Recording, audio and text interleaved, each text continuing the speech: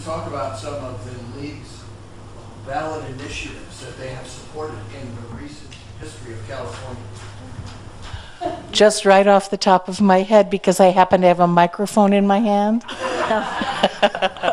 you know, I think the league has done some remarkable things in California.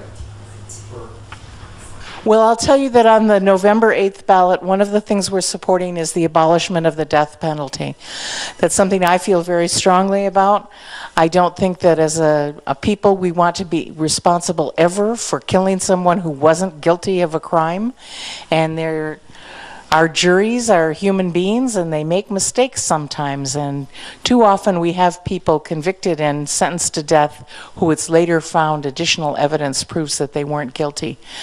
And then because we're concerned about that, there are a lot of protective measures in the law that allow people who've been convicted to appeal their sentence and to have things reheard. And so it goes on and on for years, and it's actually very, very expensive to keep death row people convicted of capital crimes who are on death row, to keep them in prison for 20 or 30 years while they're waiting to be put to death. It's extraordinarily expensive. So that's another reason to abolish the death penalty. Now, one of the interesting things that's going on in the campaign, the whole campaign over the whole country this year, is instead of just fighting against a ballot proposition and saying no, vote no against that, people who are opposing a certain ballot proposition are coming up with one of their own that's different, that's got a different twist to it, and it's causing a lot of confusion for people. So although we have a ballot proposition to abolish the death penalty, there's another ballot proposition on the ballot that would speed it up so that it would cut out some of the appeals that people get, and so that they could be put to death faster. We have another two measures that are contradictory about the use of plastic bags. You know, as it stands right now, in most parts of California, we don't get a plastic bag for free to when we buy groceries or whatever.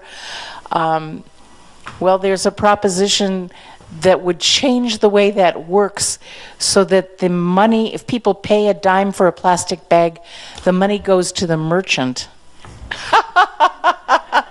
The money goes to the state. Prop 65, it changes it so the money goes to the state and is used for other things. And Prop 67 would establish SB 270, which was passed last year, which bans single-use plastic bags across the state.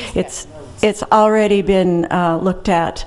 Alameda County, for example, has this. LA County has it. San Francisco has it. A number of areas have it.